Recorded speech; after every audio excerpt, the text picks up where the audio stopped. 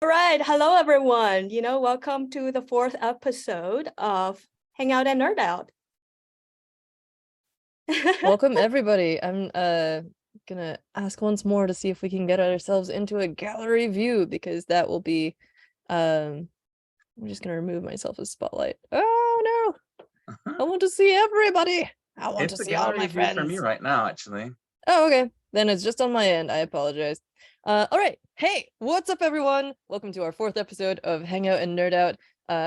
3 hosts, 3 guests, lots of nerding out. Ginger, would you like to introduce this session and tell us what it's all about? Yeah, so this episode is our finale of 2022. Why did I say that? And we're super excited. This is a year that we start doing this community meetup, and it's been a wonderful 3 episodes so far, and with all the speakers and all the people who joined this community. So we are going to continue doing it in 2023, and hope you really like the series, like our guests and like the hangout session. And thank you very much to all the people who support Hackster and Make. So really cool, really just a round of really quick call to action and kind of like shameless plug for what's happening right now at Hackster. Everybody can see my screen. Looks great. Yeah, awesome. So we actually have a year-end community survey going on. So for those who want to win a holiday swag pack from Hackster, that includes like stickers, cool stuff, cool gifts, please take our community survey. It's right on the front page of Hackster. We'll have 10 lucky winners, at the end of the year that will get our swag pack. And this will be super valuable input from you to help us improve our site. And share your experience on how to make us better. And for me, I run the contest at Hackster. So right now we have 2 contests going on. One is from Infinium HMI, using like CapSense technology, really cool if you are an interface designer or know any interface designer that would like to join the contest. And there's prizes, really cool prizes. I got to play with the materials for that one and did a video about it. It's super fun. Yeah. And, we're just can't wait to see what other kind of like human interface innovation that come out of this contest. The other contest that's going on is the NXP Hover Games. Some people know, but it's a drone rover contest that NXP have run for several years now. We're always the kind of co-host, and this year specifically is about using drones, rovers, or robotics technology to tackle the food supply chain issue, sustainability angle, really exciting. So if you're interested in winning contests, win free hardware, actually the hardware period already gone, but just join the community, please, join this contest. And as usual, please, like we have many videos, that Alex does for Hackster Cafe every week on Tuesday. And we just uploaded, I think, all of our videos, right? From Impact Summit now, that's available on Hackster from the Impact Summit that we did in October. So lots of, talks and workshops, all great, resources for you to learn. And, super excited that we have all those available for our community now as well. And as usual, please check out all the different channels, on like specific topics. This month is our space month. So we have space words. Yeah, and you can scroll down, like the astronomy session is where you can put out more of your own space projects. And with that further ado, I'll switch over to David for his make stuff. Thank you. Do you want to stop sharing your screen? Thank you.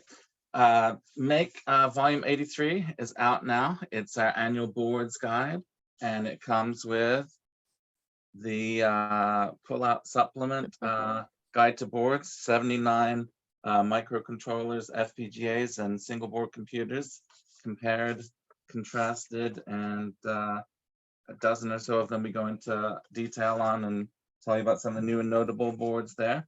And we have a bunch of board and other exciting content in 83. And actually right now, subscribers will have received this by now. It's available on newsstands as of about a month ago, but we actually have it available to download for free. And I will drop a link into the chat right now, or actually it'll already be done for me, even better. Because if you want to grab this as a PDF, it's available at the link that just got dropped in the chat for free. The other thing I want to highlight in the Make department is our Discord server. We have a fun little community going over there, and apparently we're in the holiday spirit. We're giving stuff away, and if you go over there, there's a pin in the discussion there for a free 3-month digital subscription as well. So check that out, join us over there, and grab some free magazines. That gives you access to everything digitally, all of Make throughout perpetuity, retroactively, for 3 months. So give that a look. I'm good. Cool. Is it time to bring our guests in and introduce everybody? Now, I always mess this up. Are we going to introduce everyone at once, or are we going to do it one at a time? It's actually one at a time, yeah. Okay, cool. So we're going to start out with a 10-minute talk from each guest. And so we'll introduce each of them before their talk. And then we're all going to do a panel Q&A where the hosts and guests get to ask each other questions. Well, we're all going to be asking questions of the guests, but the host can ask them. You can ask them in the Q&A. Just use the button at the bottom of your screen, and they can ask each other questions. And then after that, we're all going to go over to the second session, which is our Hangout, where everyone gets to turn on your mic and camera if you wish and join in the discussion, and we all get to chat about space. So now let's introduce our first guest, which I think my guest is first. Is that right? Nice. Roger.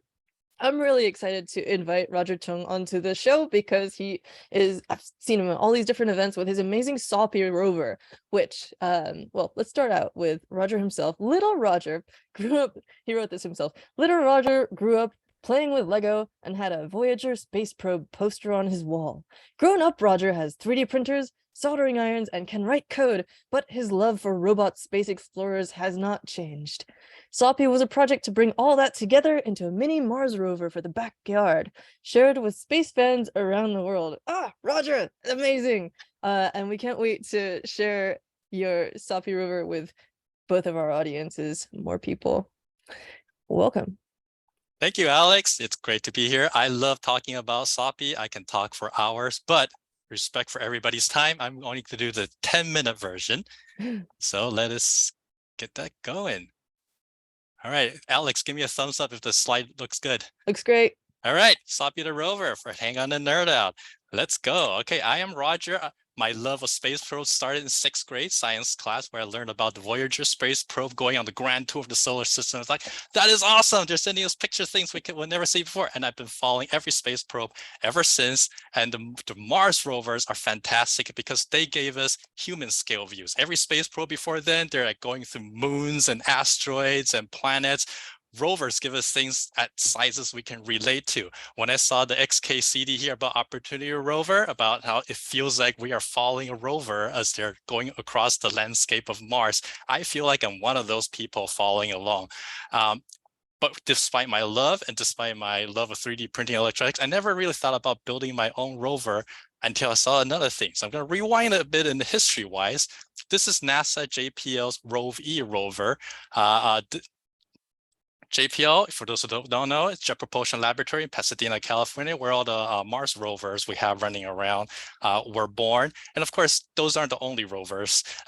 Rove-E was designed to get JPL engineers, new JPL engineers, up to speed on how things work, how to form a team, how to communicate, how to submit jobs to the machine shop for JPL fabrication.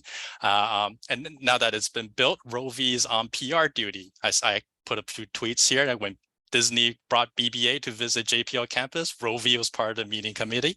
When they had a press release announcing Perseverance rover name, Rover came out on stage with, I think, a t-shirt. Is that what that was? I don't know. Another thing that Rover does is they take Rover around to schools and show the kids, and they a little rover, it's a big hit, as you would expect. So they'll frequently get asked, hey, we have a robotics team at our school. Can we build a Rover too? And that's where things get awkward, because this Rover was built with carbon fiber and 5-axis CNC and all the things of advanced JPL fabrication. It's low cost only by NASA budget standard. It is quite out of reach of a school team. But JPL is full of engineers. They will solve that problem. Rover led to the NASA JPL open source rover, which is something anybody can go at now. I have a link right there. It's the assignment was to adapt Rover into something a high school team could build.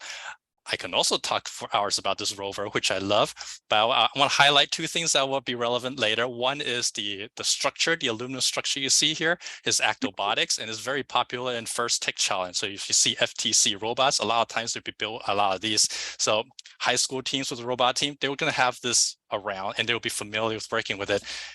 And it's not the cheapest thing though. Individually, $5, $10, $15, it adds up for a rover like this.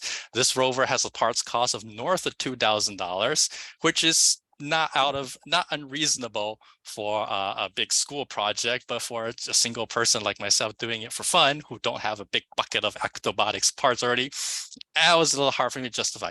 One thing I noticed with their design is that there's minimal 3D printed parts, and I guess this is my hypothesis that people at JPL still associate 3D printing as being really expensive because of a company called Stratasys, which was an early pioneer in the field, have all the patents and was not shy about wringing every dollar out of those patents. But those patents expired, 3D printing became more accessible, and I thought, okay, I want a rover. I can't quite justify doing the open source rover. Let me build my own version. And that's where my Sawppy came up. I was leaning into 3D printing, which is now affordable and accessible to everyone. And you know, yeah, I'm not going to say anything negative about Stratasys. I'm going to move on. It mimics the motion and geometry of Curiosity rover. And if I have enough time at the end of my talk, I'll give you a little demo with one of these rovers in the back behind me here. But you don't 3D print everything. It would be impractical for things that I need strength. I use these aluminum extrusion beams, and to move the wheels and to steer them around and to roll them around the ground, I found these really cool serial bus servos. And all that together, I got a parts cost down to below $500, which is still not something I would buy every day, but it's something I can justify for a pretty significant project. And in the spirit of following the examples, the lead of the JPLs, I share my Sawppy with the world too. Everything is online and public, visible, free, for better or worse. For better, because like everybody gets everything. For worse is everybody also get my mistakes. I had like a person who came into my project while I was in the middle of experimenting with something. It's like, yeah, I printed this part and it didn't work. It's like, oh yeah, that version didn't work. I'm sorry, you got it right at the bad time. And also I was learning as I went, and there are things that I've learned since that in hindsight, I look at Sawppy and go, oh, that was embarrassing, but it's there and it's free and it's well worth every penny, and people who are unhappy, I'll give you your money back. What I got here is Sawppy version 1.0 was the minimum viable rover. It's just an empty frame, payload bay, wheels that roll and steer, bare chassis. And I thought, okay, there are people like me who would love to take Sawppy and then make it their own. And so I started taking Sawppy to events that I can go to. This is where Alex saw me and we met, and she saw Sawppy rolling at my side, and with a sign pointing to Sawppy's website. It's free if you want to try it. I was very excited. I was eager to share, but I wasn't really sure if anybody else would care. But I'm happy to say the answer. Does anyone else care? Yes, people care. This is these are all the Sawppys that I know about running around the world. They span from Australia, the yellow one over upper right, Perth, Australia beach. Right below that, the white one is in Germany. There's over toward the right, the little boy in the blue t-shirt, that's in Thailand. And the most impressive thing is I saw a picture of that boy working on the rover. It wasn't like the parents put it together. He was there leaning over an aluminum beam, cutting it to length. And I think that boy's gonna grow up to do great things. In the middle, I have to give credit to Philip because he's the first to put huge googly eyes on his rover, and I was like, oh, I need to put googly eyes on mine too. Yeah, despite all these rovers that I'm super happy about, every single one I'm excited to learn about, I want to call out a few more. Curiosity Junior, CJ, somebody, Laura McKeegan, saw Sawppy, saw the bare chassis, and said, oh, you're halfway there. Why stop now? So she went the rest of the way and gave a full rover outfit. Now this Sawppy looks a lot like Curiosity, even gets the robot arm that moves and articulates. Super cool, super excited to see this one. Another thing I thought Sawppy would be good for is for autonomy, but I keep getting distracted by other things and never did it myself. No worry, we have Homebrew Robotics Club in Silicon Valley. There's two of them. There's a member named Steve, who in this picture Steve is presenting right now. The green Sawppy up on the table is his rover, which he named Tenacity. And sharing the stage is Marco's yellow rover. Both of these rovers have a lot more equipment than in their payload bay than the standard Sawppy. They have a lot more sensors. They can map their surroundings. They can be autonomous and navigate. It was really great to see those rovers up and running. The next thing I want to call out, went big. This one was Quinn Morley. He has a Sawppy that's scaled up 4 times, so it's basically full-size Curiosity rover. Rover's a supporting role. He has visions like, okay, there may be subsurface ice on Mars where you should send some robots there to drill for it. So it's he's part of Planet Enterprises, space startup. They're proposing these bore bots to go below the surface on Mars to look for ice and water. They made a NASA grant, NIAC 2021 phase 1 selection. I don't exactly know what all that means, but I do know it means they get NASA money to flesh out their project more. And the idea is once they have the drill bot, they need a mobile platform to demonstrate it. And that is what that gigantic full-size Sawppy is going to be. I am very looking forward to that one. Sawppy also is getting an academic research. University of Arizona has another NASA program to look for lunar resources on the moon, and they say they're doing robot swarms, so there's going to be more than one Sawppy running around University of Arizona. They even end up in commercial space. I don't know too much about this. It was very indirect, but there's a senator with a great sway over government spending for space. He visited Lockheed Martin Space at Denver, Colorado. And of course, they trotted out a whole bunch of neat things for the visiting VIP. And they had some research project built on a Sawppy chassis. And the senator's staff thought that was the coolest picture to put on the senator's Twitter feed. It's like, great. I wish I knew what they were doing, but it's great to see it's out there. So since that release, everybody's taking Sawppy in their own directions, and I'm doing it in my own directions too. I'm gradually evolving Sawppy. I'm incorporating lessons I've learned, simplify assembly, improve reliability, trying to get the cost lower. So that's me at Maker Faire 2019 with a broken Sawppy. So I'm trying to make it so people don't get that as often. Improve reliability. All right. Before then, I want to build a micro Sawppy because a lot of people have a 3D printer and they want a rover, but Sawppy is too big of a step as a first project. And so micro Sawppy will be, here's a fun toy versus a open platform. It's like, what do I do with it? So smaller, less bulky, simpler assembly, target cost of $100. I'm running a little over time, so I'm going to skip over this slide with a whole lot of rant. We can bring up my search for collaborative CAD tools later if we want in the chat session.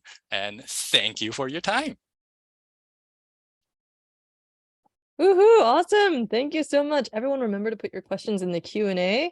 And I believe we have hit our time limit, but we'll be back with the panel Q&A after everyone does their talks. So let's find out who's up next.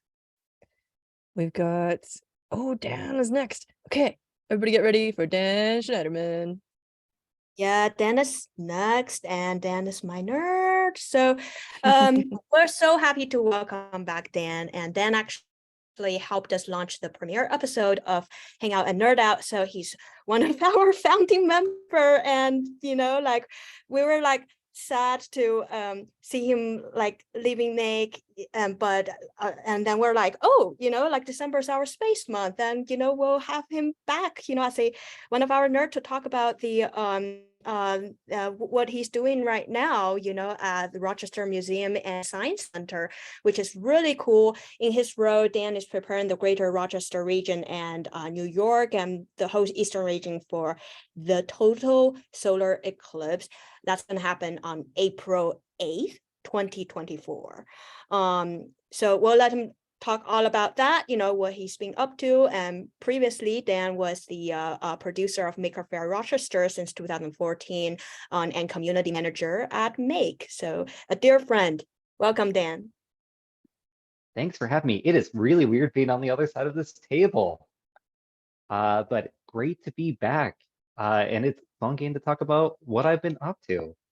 So I am the Eclipse Partnership Coordinator at the Rochester Museum and Science Center here in Rochester, New York, where I've actually been producing the Maker Faire since 2014, which is crazy and a very long time, but a ton of fun. But since then, I get to basically just talk about the April 8th, 2024 total solar eclipse, which is in about 479 days from today. Not that I've been counting for way too long. What's been interesting about, you know, capturing the eclipse, and I'm just going to share my screen overall. Admittedly, I forgot to put some slides together, but I have way too many images around the eclipse. Move that. So, you know, after seeing that one XKCD comic, you know, I was like, you know, I already have one saved to my laptop related to the eclipses. Yes, we are counting down. So after 2024, there won't be another total solar eclipse in the US till 2045, which is quite a whiles away to think about. And so, you know, trying to think about, okay, going big, we saw 2017. And I've been lucky enough to be, you know, directly in the center of the path. So I'm right here in Rochester, the idea of the overall path.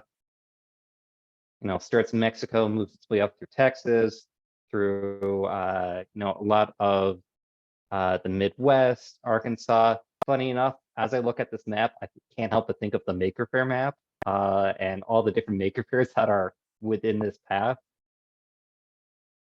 And then right here in Rochester. So as we've been preparing for the eclipse, and there's been preparations going on for a few years, a couple maker projects have jumped out at me over the years, especially as, you know, one of the, I've been involved with Nation Makers as well for a couple of years. And one of the big things that has always been brought up is thinking about who's not in the room, how to make, think about who's not there, how to make everything super accessible. And at one of the Eclipse conferences I attended, I came across this great project called Light Sound. It's an open source project to help the visually impaired experience the eclipse. So this is all open source, it's all 3D printed. In fact, we actually had a whole make-a-thon at the American Astronomical Society Eclipse Planning Workshop that we held at the museum back in October. And it is completely made up of open source parts. The idea is basically it's a high dynamic range light sensor. It's I believe just a flora, and then just a handful of other pieces so that it can output as MIDI. So as it gets darker outside, you get this tone that's related to how dark it really is. And anyone can build it. I think it's only about like $50 worth of parts. And we ended up holding a make-a-thon at this conference and produced about 50 of them to be deployed all across the US. And one of the big things that I've been trying to do is spread the word of like, hey, we should be making a ton of these. I've seen what the maker community can do. I can't help but think back to, you know, being extremely active in the maker community at the beginning of COVID-19 and, you know, tagging in lots of 3D printers. And I'm like, I would love to replicate that, but for a much more positive event, and say, hey, let's make this as accessible as possible. And I'll even throw in a link to the project in the chat, because I want people to start building their own. In fact, I hope to be writing an article or convincing the creators of this, who originally came out of Harvard, to start sharing the directions, getting write-ups everywhere, and say, hey, I had to nudge them to reach out to the greater maker community. Of other cool projects, because spending almost 10 years in the Maker Faire world, I can't help but think about making takes, about thinking big, about thinking crazy. And then I got talking to the Adler Planetarium out of Chicago, and they shared these with me. These are giant eclipse glasses that they deployed all across Chicago to start promoting the eclipse. These things are like 8 feet wide. They're held up at about 6 feet in front, 4 feet in back, and they are the coolest things. Now, they did this back in 2017, and back in 2017, they didn't make them usable. So you couldn't use them during the eclipse. However, we've gotten into some fun conversations of, well, also back in 2017 at the Franklin Institute in Philadelphia, they found that you could actually buy the same material that you can find in solar eclipse glasses, but in giant rolls. So that got us thinking, could we make giant eclipse glasses work? And we started talking about small scale testing, which thankfully the Adler Planetarium has done, because we're like, would it mess with the optics? Do we have any safety concerns? Because you should never, ever, ever look at a total solar eclipse, except for during totality or while using safe equipment. And there are other ways to view the eclipse, which I love, taking the maker method of, making pinhole viewers, trying to think of every unique way that you can make a pinhole viewer, or even just, using your fingers, looking at the leaves. My favorite one is colanders, and taking unusual items and, playing with them. But one of my favorite things is, like, we could pull off things like this. And one of the great things about, working giant eclipse glasses is that anyone who has any sensory issues about putting eclipse glasses on your face, that issue is taken away. You can still experience. So it's just been kind of fun to think through all of these problems, all these issues. I know here in Rochester, I'm planning a festival that's heavily inspired by maker fairs and makers that I've run into over the years, trying to build as many crazy cool projects, because it's there's one project out of Maker Faire New York from 2018 of, there was an arrow always pointing at the moon. No matter where you would put it, it would just figure out where the moon is. I'm like, that's a really cool project. And just, it is a crazy cool thing to work on. And I know while there are eclipses somewhere on Earth, solar eclipses somewhere on Earth every 15 to 18 months, you rarely get it in the same location in a short amount of time. For example, here in Rochester, I won't get it again until 2144, because space is a fantastic dance of celestial objects, and you kind of have to wait. You can't do anything about it, but you can prepare. The other fun thing of getting to play with is just, hey, how many different ways can you talk about Earth, Moon, Sun? How can you do it with objects around your house? One of my favorite is just a yardstick, a 1-inch ball, and then a 1/4-inch ball. And that way you can actually represent the moon to scale, both in size and distance. And you can find lots of those hands-on activities online. So with that, I'll wrap it up and I'll take questions later.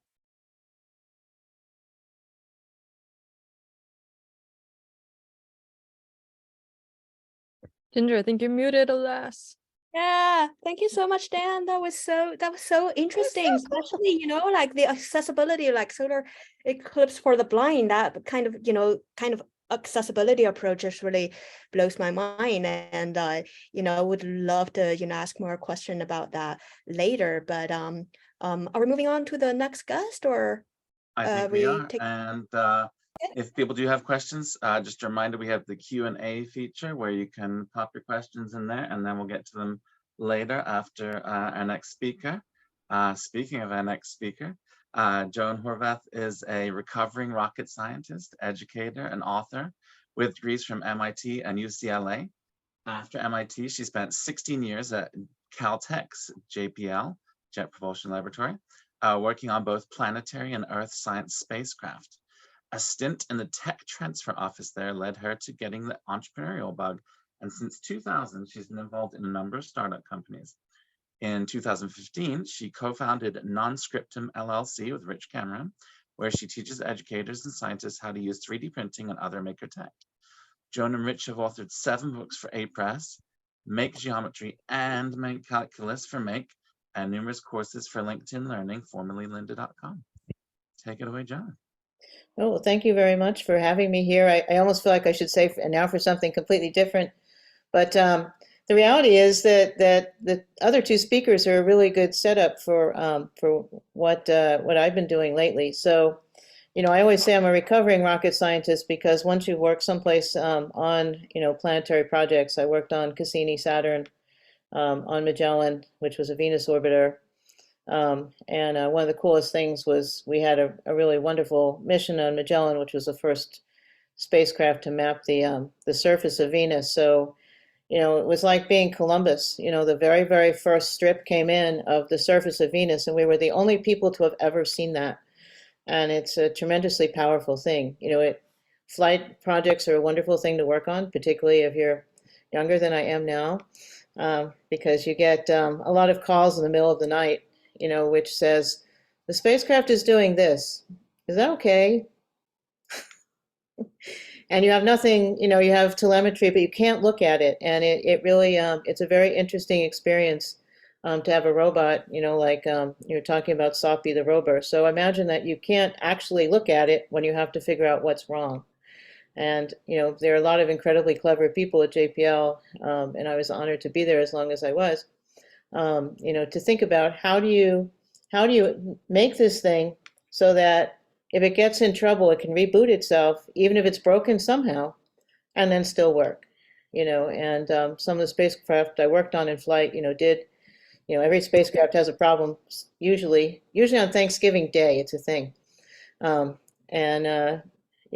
Spacecraft will have problems, and then, all you have is sometimes is a symptom that it's not there. And it's like, well, it's not there. The Deep Space Network went to talk to it, and it's not there. And so it's an exciting thing to do. And, if any of you are on this call or teachers and want to get kids excited about it, one of the challenges, and I'll sort of get into, what we do now with Make and other folks, one of the challenges is how do you make science and math exciting for anybody without overwhelming people, So you don't want to make it too simple, because then people say, well, how hard can this be, and why do you need all this money to make a spacecraft? But if you make it too hard and say, okay, so let's talk about the Laplacian of this particular equation, and then everybody's ears go, right, and it's all over. So I think one of the things that I've been interested in, and I've really valued my colleagues at Make and the editors there, that we worked on these 2 books, which was a very, very interesting experience, is that they have the mindset of, how does the general public understand this, and how can we make it simpler without making it wrong? And that's a really interesting line to walk through. And I'm sure that you guys who also do a lot of, working with the public on learning about electronics and things like that, probably wrestle with that all the time too. So, I really like that there was some discussion of working with blind folks. So this is one of the models from Make Geometry. And you've probably seen models that make a cube. This model makes a cube. And so you've probably seen these made out of paper. And if you make them out of paper, you have to fiddle and fuss and fume to make the cube out of them. And there's no way that if you were blind, you would be able to do that. So we had some funding through Smith Kettlewell Eye Institute to come up with a geometry curriculum, which eventually became a large part of Make Geometry, so that somebody blind could learn geometry, by holding something. And so this model is really powerful. It's 3D printed in TPU for the cognoscenti out there. We originally print them in PLA, but we do a lot of events, and you take a PLA print like this to an event, and it gets folded once, and it's, people love it to death. But anyway, so you can hand this to somebody blind, and I've handed it to a blind 9-year-old and said, okay, what's the volume of a pyramid? And they can sit around and they can reason, and they can say, well, let's see, there's 6 of these, and when I fold it up, it's fairly obvious that these 6 will exactly fill the space. And so, what is 1/6 of a cube? And without too much trouble, they get to 1/3 the base times the height. And, for somebody who can't see, something, a 3D printed model is a very empowering experience. And so, this is another one from Make Geometry here that you can fairly rapidly make a many-sided piece. So all the models for our Make Geometry and Make Calculus books are open source, and so you can go ahead and download those. One of the challenges we've had, and maybe this is something interesting for the Make community, is that our intent with our Make Geometry and Make Calculus books was that people would make their own models. But a challenge for somebody who's a teacher of blind students is a lot of them are what are called itinerant.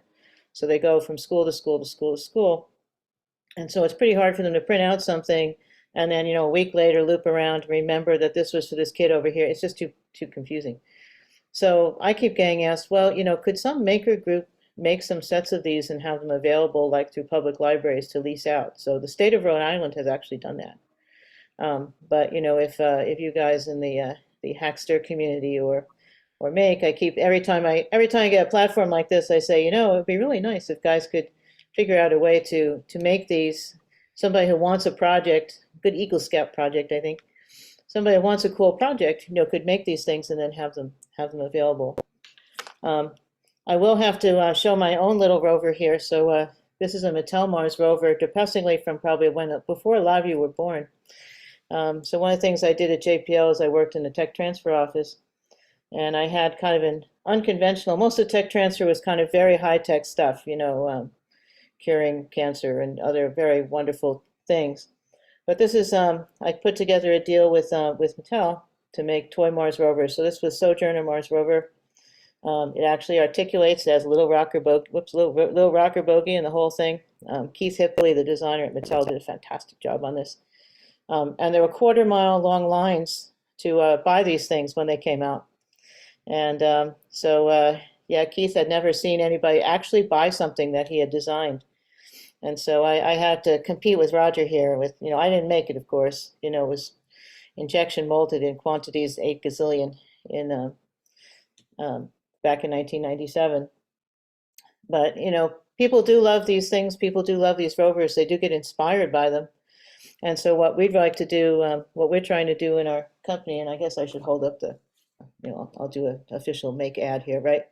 So what we're trying to do with these two things is to teach people in a way that's accessible to everybody, how to use, how to become a rocket scientist. So you can become a rocket scientist with some Lego. And I think that's my bottom line message. That is the best bottom line I could have ever hoped for as a huge Lego fan myself. And thanks for the Make plug. And I think now we're going to transition into what we call the campfire chat. This is where everybody in the panel can talk to each other and ask each other questions instead of the more sort of presentation style first portion. And so let's bring everyone in and just for the record, I found one of the Sojourner Pathfinder rover and landers on eBay for $10. It could be yours. It says 1996, but I think we know better. Yeah, it was 97. It was 97. Oh my gosh, Not that bad. Well, I have a very basic question, which was, where did the name Sawppy come from? Yeah. Is that an acronym? All right, that is because I do think like an engineer, and that is an acronym. It started as servo actuated wheels and a printed interconnect for extrusion. So it was a Sawppy rover, and nobody remembers that. And when I learned that Opportunity rover, people started shortening it to Oppy. So like Ah, Sawppy. There we go. We'll go with Sawppy. That was an brilliant. easy one. Thanks for starting easy with the Sawppy. Yeah, well, it started easy. I have a question for all you folks, but I wrote it originally for Roger, but you know, it's an open source project. You've talked before about getting contributions from the community or having people from the community involved, like they'll come in like partway and stuff. Is there a way for people to contribute to the project? And if so, how would they get involved? Do they have to approach you first, or can anyone kind of submit a pull request? And if any of you other fine guests have things that you're doing that are open source, also can people get involved? Do you want to pick which one of us to talk first? I guess I'm talking now. Roger! So that was actually the slide I skipped over. It's hard for a hardware project to get the full community involved. So right now, CAD tools like Fusion 360 and Onshape, they really limit collaboration tools on the free tier. And I've been looking at open source tools, and I haven't found CAD tools that are up to the standard of software tools. So Git concepts like branching and merging, being able to fork a repository and submit a pull request, that is not a workflow that's very popular. And what else is on that slide? Another thing I wanted was a verification test. So, right now you got DevOps, CI/CD, you have a change, you verify it didn't break the build. Okay, there's not a really good way to verify a 3D printed design did not break until you actually print one. So is there a way to test that in software? I mean, or without going into full finite element analysis stuff? I don't know. And finally, me personally, as I'm evolving Sawppy, I am constantly finding that the documentation I wrote is out of date and I forget.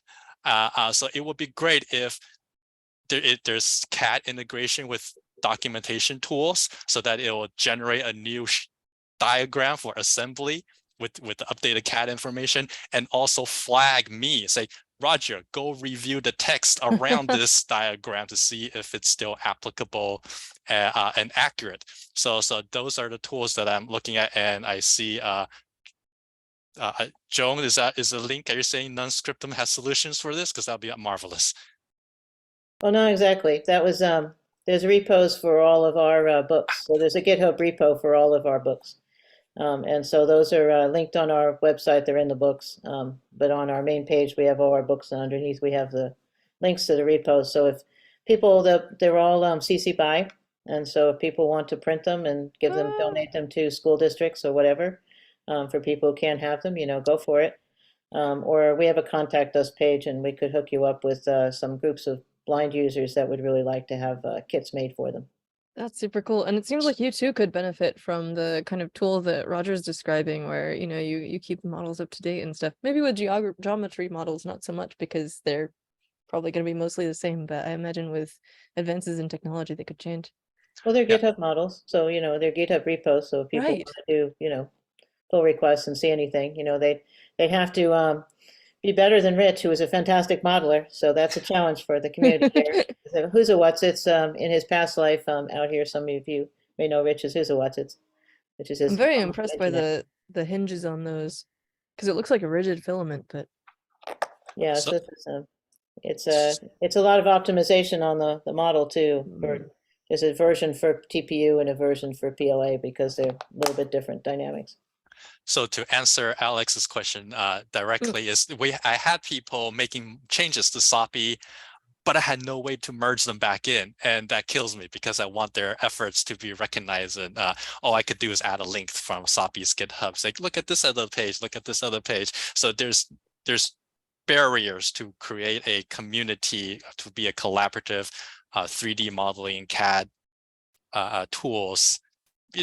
That sentence didn't make sense, but I hope you know what I meant. That ecosystem is lacking, and if people are working on it, and I will happily try to port Sawppy over and try your tool.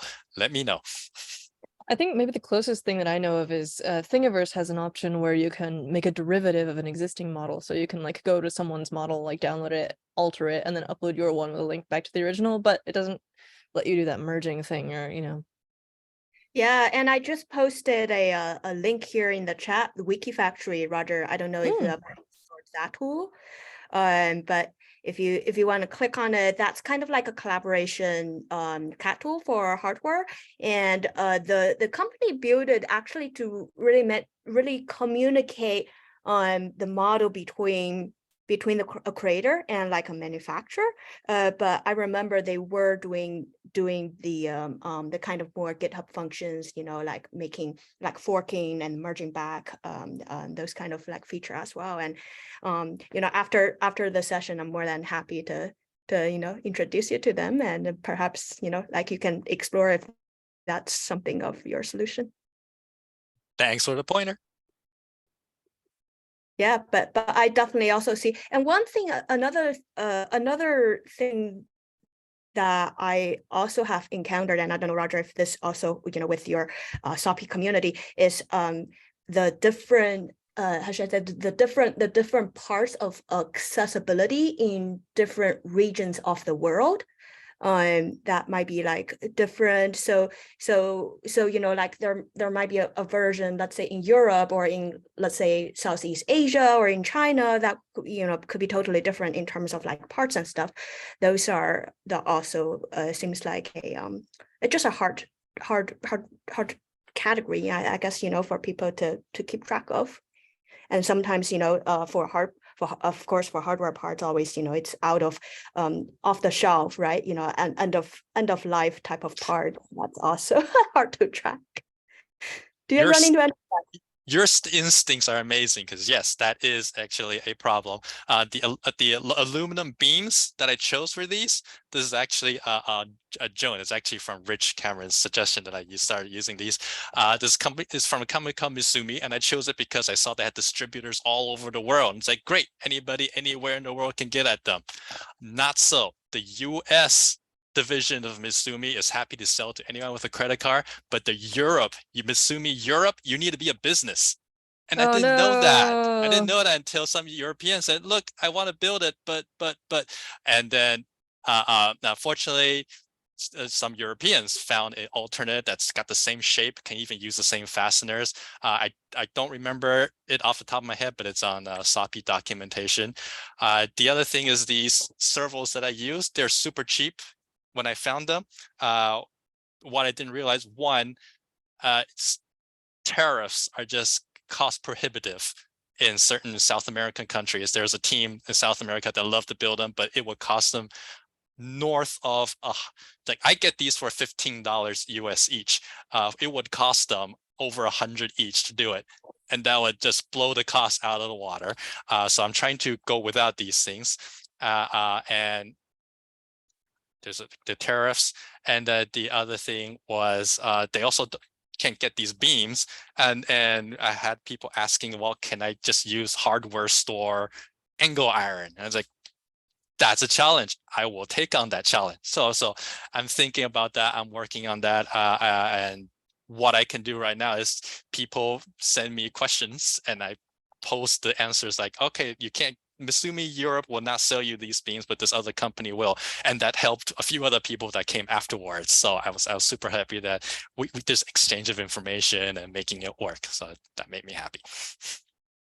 I think it's really cool that it being an open source project, you know, you really are maintaining, I don't have too many projects, and I feel like supporting any one of them to the intensity that you are is very impressive. That like, you're not just like, it's open source, go try it yourself and let me know what happens. It's like, oh, I'm gonna try it and see what happens. And like, it's really cool. Are you the only maintainer on the project? Well, because of the problems trying to merge changes like that, yes, Sawppy is almost entirely mine. I had help for the documentation side. People have submitted pull requests for typos, misspellings. I had pictures sent in pictures. This is great. Because the design's in my head, it's never ambiguous to me. but it's ambiguous to somebody who is not in my head. So I have people send in pictures of parts that were installed incorrectly because my instructions are ambiguous. And they say, what is this supposed to happen? It's like, no, sorry, let me clarify that. But can I use your picture to illustrate the mistake? And they say, yeah, sure, use my picture. So now documentation have it. If your rover looks like this, you have made this mistake, and here's how you fix it. And so that part is wonderful. This seems like something where Dan could chime in as well when it comes to, for example, talking about eclipses and eclipse glasses and how it's very possible to like use them the wrong way. Or I'm just imagining like some people actually trying to use those ones that you saw that are like the big ones and like not knowing that they don't actually work, and like the kinds of warnings you'd had to put even on the real ones to get people to use them properly and not fry their eyeballs or whatever, you know. That is one of those tricky things that, you know, even Joan sort of mentioned of like trying to talk about the to the wider public of like, okay, you need to think about every possible wrong way that someone could use these. I mean, I am so glad that the big issue for glasses is, you know, making sure that they're ISO certified, because, well, back in 2017, a lot of black market ones got out there and it was not the right material. Oh no. So like even with the warnings, you had to be careful. And like I've heard stories about people using these in all the wrong ways. My favorite one. My favorite one is telling school kids to put them on inside before they go outside to safely view the eclipse. And so if you're wearing eclipse glasses, you can't see anything but the sun. So you're basically blinding a bunch of school kids as they walk through school hallways, through doorways, and you just run into all these other safety issues. It's using safety equipment in unsafe ways. I understand the impulse to be like, well, we want to make sure they have them on before they go outside. But like, yeah, it reminds me of that, you know, that dilemma of how to communicate to future civilizations about Yucca Mountain and the nuclear disposal site. You know, how do you, especially even in the present day with people speaking all kinds of different languages. Joan, you were talking about this as well, how to communicate with the public in ways that are simple without being wrong. And like, you know, just being able to communicate to people the instructions to not hurt themselves on your art, I imagine, is very important. Yeah, and I'll second that. If you haven't seen a total eclipse, people say it's a life-changing event. It really is, because you just can't capture, you know, how big the corona is. You know, I went to the one up in Boise. What was that, 2017? Oh, I was there too. And we drove up Not in from Boise. Pasadena to Boise, north of Boise, in the middle of really seriously nowhere.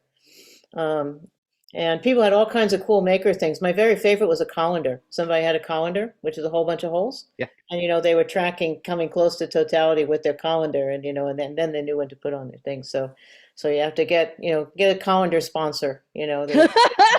Really excellent. I may be buying about 120 of them, or, you know, even just the glasses, we're looking at buying 500,000 and like deploying a lot of these large ones. It's a weird scale issue. But pegboard's another great one to use for those viewers, of just like taking pegboard out. Yeah. Anything with the small hull. There was actually the Smithsonian released 3D printed models for people to just play with, where it was like the pathway mapped onto the US, and you could download ones where you had the hole where your state was in the path. Ah, cool. For people who aren't aware, when there's the eclipse, you know, if you see it through a bunch of pinholes, then the shadows or the light coming through the pinholes is the shape that the sun is at the current time. So instead of seeing like little dots through the colander, you'll see little crescents and stuff. It's really weird and cool. There was one at Maker Faire a few years ago, a partial solar eclipse. I think 2011. Yeah, it was the area discussion, but we've got just a couple seconds until we switch over to the second part, so I want to explain that real quick. The name of the show is Hangout and Nerdout, not in that order. So the next session is our Hangout. Right now. Sorry, the next section is where we all get together with our not just our panelists, but also all of the attendees are welcome to chime in and turn your microphone on, turn your camera on if you're comfortable, and ask questions directly. So it's a little bit of a complicated process, but we're gonna leave this Zoom room and we're gonna join in another Zoom room where everyone can get together in the lobby. If you scroll down to the second event, you've got your session 1 Space Nerd Out. That's what we're in right now. Don't click on that. Click on session 2 Space Hangout, and that's where we're gonna meet you in just a couple seconds. So we'll see you on the other side.